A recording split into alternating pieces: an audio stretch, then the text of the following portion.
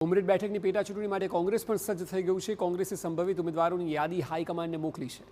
ભૃગુરાજ ચૌહાણ અને કોકિલા ચાવડા મજબૂત દાવેદાર છે। 5થી વધારે લોકોએ ઉમરેઠ પેટા ચૂંટણી માટે દાવેદારી કરી છે। 6 એપ્રિલ ઉમેદવારી પત્રક ભરવાનો છેલ્લો દિવસ છે। 9મી એપ્રિલે ફોર્મ પરત લેવાનો અંતિમ દિવસ છે। 23 એપ્રિલે મતદાન અને 4 મેના રોજ પરિણામ જાહેર થવાનું છે। બેઠક પર ભૃગુરાજ ચૌહાણ અને કોકિલા ચાવડા એ મજબૂત દાવેદાર માનવામાં આવે છે।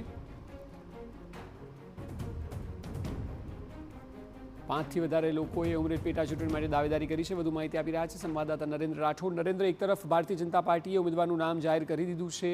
ગોવિંદ પરમારના પુત્ર છે હર્ષદ પરમાર, ત્યારે કોંગ્રેસમાંથી 2 નામ સૌથી મજબૂત આગળ ચાલી રહ્યા છે, જેમાં કોકિલાબેન અને ભૃગુરાજ ચૌહાણનું નામ છે।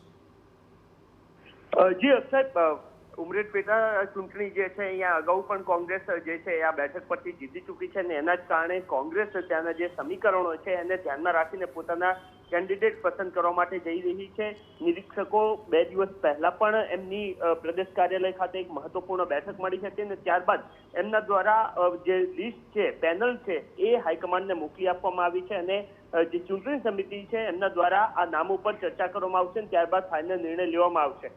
જે માહિતી પ્રાપ્ત થઈ રહી છે એ મુજબ ભૃગુરાજ ચૌહાણ અને કોકિલા ચાવડા આ બંને મજબૂત કેન્ડિડેટ છે અને બંનેમાંથી કોઈ એકની પસંદગી થાય એ પ્રકારની પૂરી શક્યતા જોવામાં આવી રહી છે। કુલ લગભગ 5 થી 6 જેટલા ઉમેદવારો છે કે જેમના દ્વારા પોતાની ઈચ્છા વ્યક્ત કરવામાં આવી હતી કે આ વિધાનસભા જે છે એના પર તેઓ ચૂંટણી લડવા માંગે છે, પરંતુ આ જે 2 નામો છે એના પર સૌથી વધારે શક્યતાઓ જોવામાં આવી રહી છે અને બંને કેન્ડિડેટને કયા કારણોસર ટિકિટ આપવી જોઈએ અને જો ના આપવી જોઈએ તો એના કયા કારણો છે એની સાથેનો એક સમગ્ર રિપોર્ટ છે એ નિરીક્ષકો દ્વારા હાઈકમાન્ડને મોકલી આપવામાં આવ્યો છે અને લગભગ 2 દિવસમાં આ બંનેમાંથી કોઈ એકનું નામ જાહેર થાય એ પ્રકારની પૂરી શક્યતા જોવાઈ રહી છે। જી બિલકુલ, આભાર સમગ્ર માહિતી બદલ। તો કોંગ્રેસ પણ સજ્જ થઈ ગયું છે બેઠકને લઈને અને તૈયારીઓ તેજ ઉમેદવારના નામને લઈને।